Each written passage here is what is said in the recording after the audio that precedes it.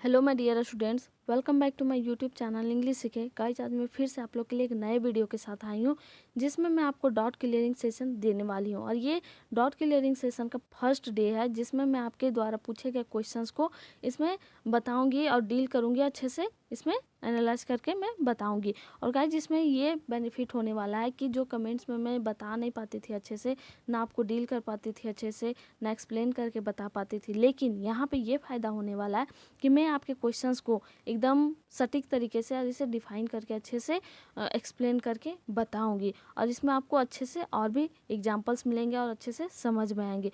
तो चलिए, आप लोगों द्वारा क्वेश्चंस को मैं एनालाइज की हूँ और बताई हूँ, तो आप लोग भी वीडियो को देखिए और आपका क्वेश्चन क्या था और आपको आंसर सेटिस्फैक्शन मिला क्वेश्चन से या नहीं, वो भी आप बताइएगा।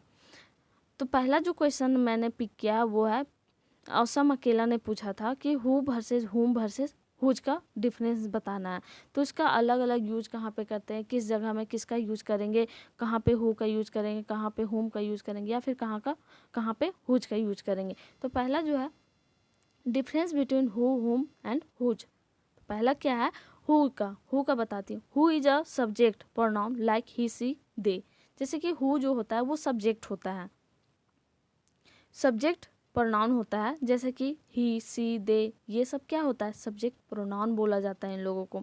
जैसे कि बोला गया है, we use who to ask which person did action और which person is in a certain state. यानी कि हु का यूज हम लोग वहाँ पे कुछ पूछने के लिए यूज करते हैं कि कोई काम जो हुआ है या वो एक्शन किसने किया है, वो काम किसने किया है, ठीक है, या फिर उस किसका स्थिति किस तरह तरीके से वो किस सिचुएशन में है, वहाँ पे भी वो पता करने के लिए हम लोग हु का यूज करते हैं।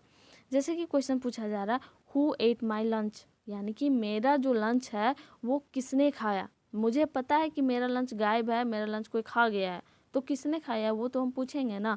तो वहाँ पे हम लोग हु का यूज करेंगे, हु एट माई लंच। यहाँ पे हुम या हुज का यूज बिल्कुल भी नहीं करना है, क्योंकि ये ग्रामेटिकली 100% रॉन्ग हो जाएगा।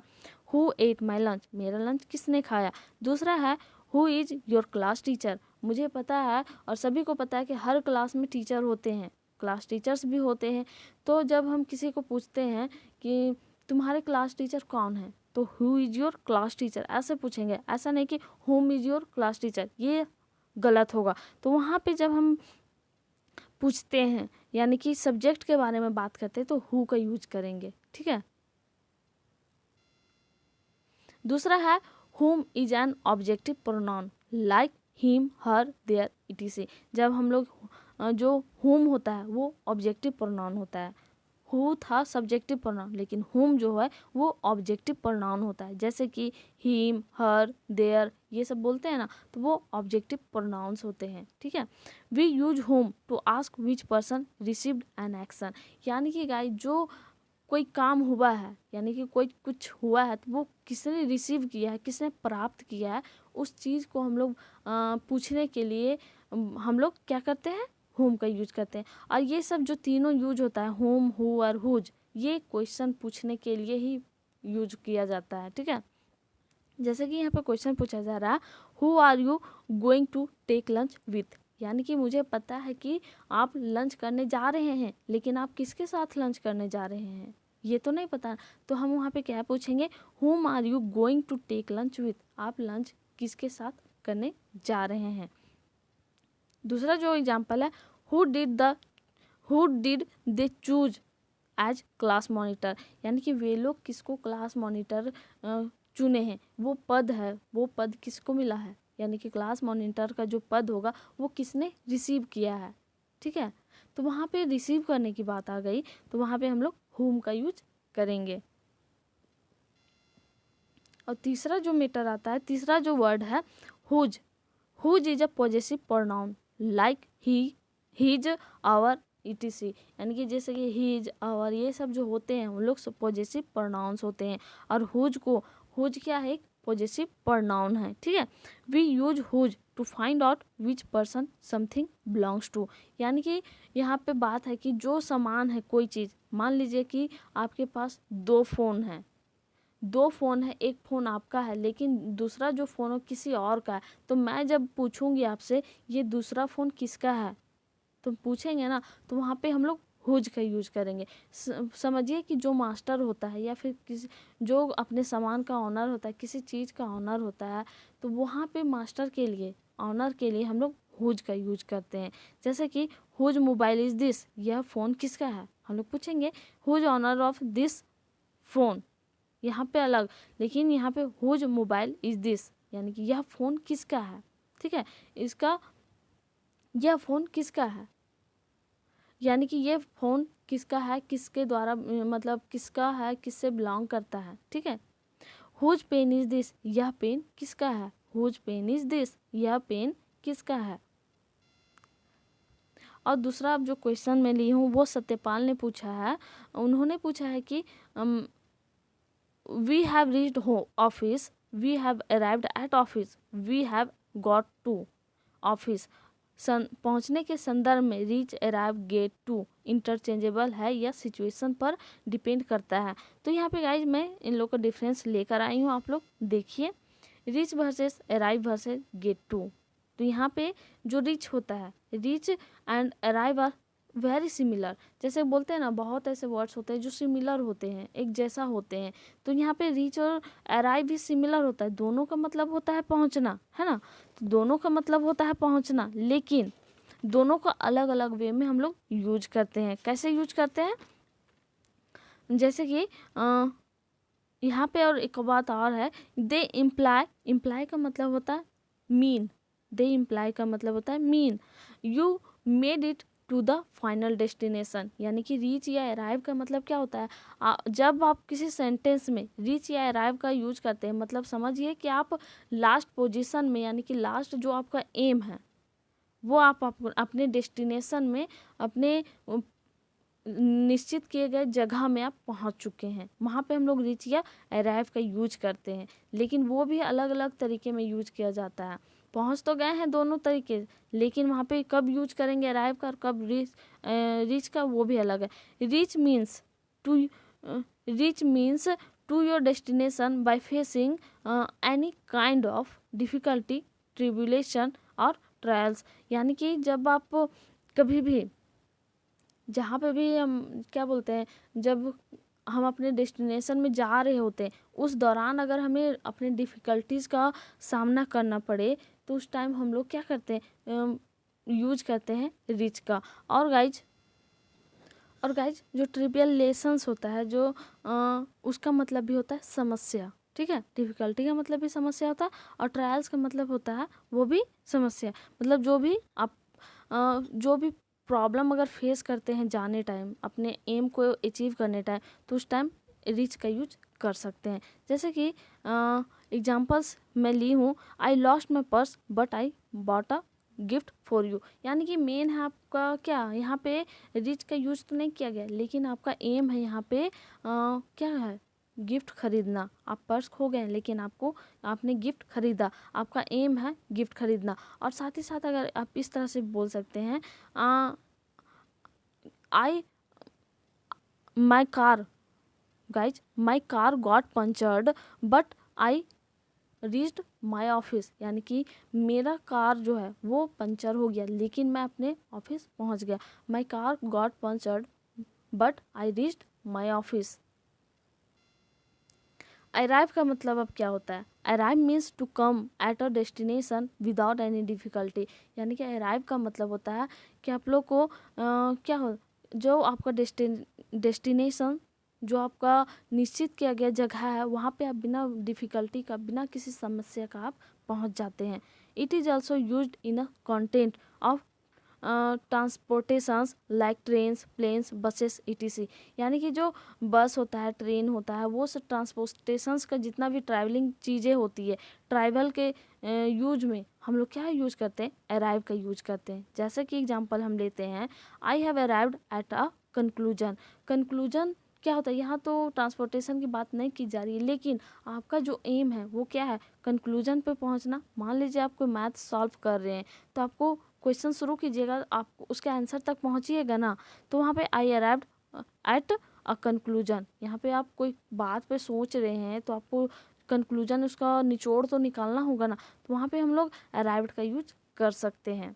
लेकिन अगर ट्रांसपोर्टेशन की बात करें तो वहाँ पे एग्जांपल है the train has arrived at the platform, यानी कि प्लेटफॉर्म पर ट्रेन पहुँच चुकी है या फिर आ चुकी है। The train has arrived at the platform.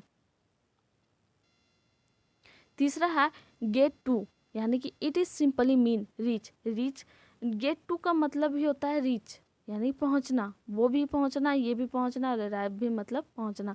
तो it also gives us a sense, as the sense that it wasn't easy to arrive, यानी कि गेट टू एक अलग ही सेंस देता है, एक अलग ही हम लोग को बताता है कि वो भी ईजी नहीं था। हमें अपने गोल तक पहुंचना, अपने गोल तक पहुंचना वो भी इजी नहीं था। जैसे कि एग्जांपल हम लोग ले सकते हैं, we got to home late because the traffic was so horrendous. Horrendous का मतलब होता है बहुत ज़्यादा, मतलब बहुत ख़राब ट्रैफिक जाम होना होता है ना। तो वहाँ पे we got to home late because the traffic was so horrendous, यानी कि जो ट्रैफिक था वो बहुत ही ख़राब था, यानी बहुत ही ज़्यादा बिजी था, इसलिए हम लोग घर पहुँचने में लेट हो गए। अब इसका जो कंक्लूजन है, कंक्लूजन हम लोग कहाँ, we have reached at the conclusion, ये तो सेंटेंस फिट बैठता है। जैसे कि यहाँ पे कंक्लूजन क्या है guys, reach, arrive and get to is being used for place. जितना भी ये सब हम लोग यूज करते हैं, get, arrive, get to, arrive या फिर रीच, तो ये सब एक प्लेस के लिए, ये एक निश्चित प्लेस होता है। यहाँ पे एक हमारे द्वारा फिक्स किया हुआ जगह होता है जहाँ पे हम लोग पहुँचने के लिए इन शब्दों का यूज करते हैं।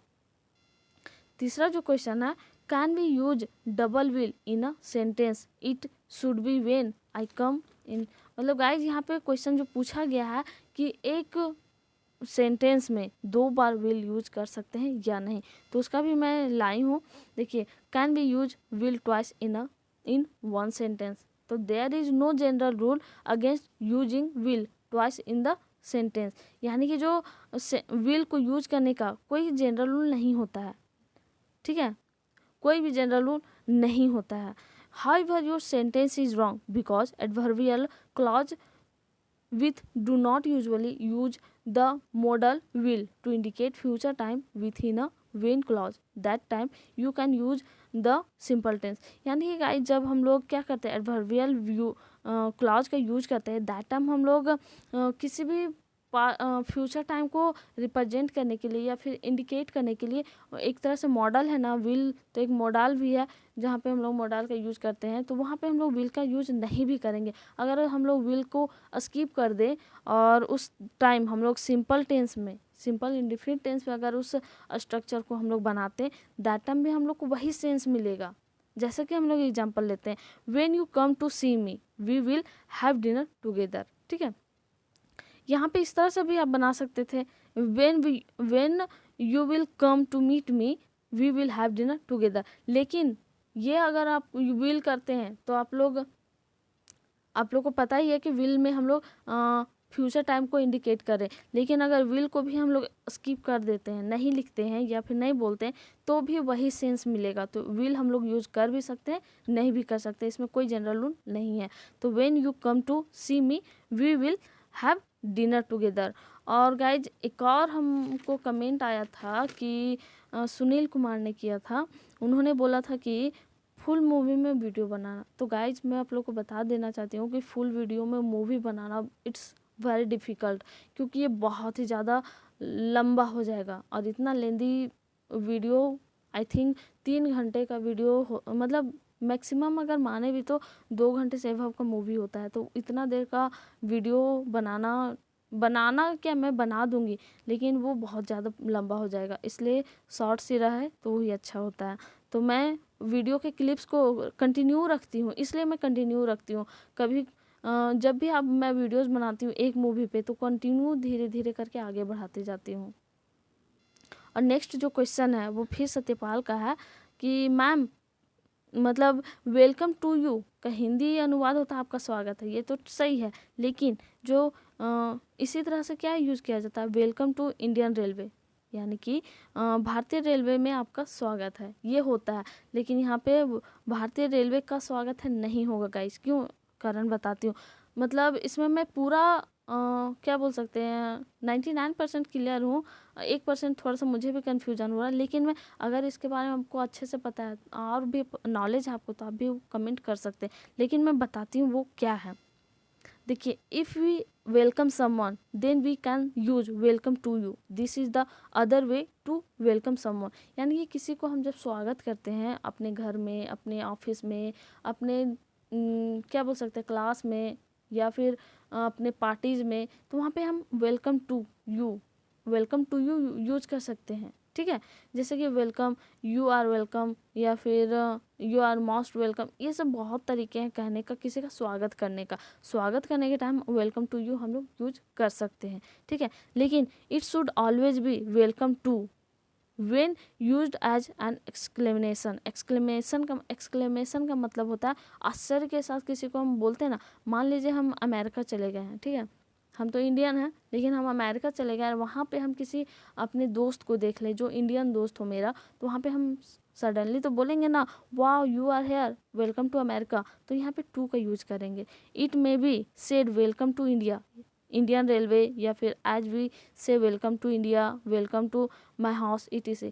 अब मान लीजिए कहीं पे कोई जगह हम लोग कोई प्लेस के बारे में, तो वेलकम टू हम लोग कहीं बोर्ड पे भी आप लोग देखते होंगे, welcome to this place, welcome to Hazaribagh, welcome to Jharkhand, welcome to India. तो यहाँ पे इन भी यूज कर सकते हैं, welcome in, you are welcome in India, ऐसे भी बोलते हैं बहुत कोई, लेकिन वेलकम टू इंडिया ये भी बहुत अच्छे वे में हम लोग ये टू का यूज कर सकते हैं। गाइज, इसमें थोड़ा बहुत मुझे भी कन्फ्यूजन हल्का हल्का लग रहा है, लेकिन इसके बारे में अगर आपको और क्लियरिंग से पता हो तो आप मुझे बता सकते हैं। तो आज का सेशन यहीं तक था, और अच्छा लगा तो लाइक शेयर एंड सब्सक्राइब करना ना भूलें। And thanks for watching, thank you.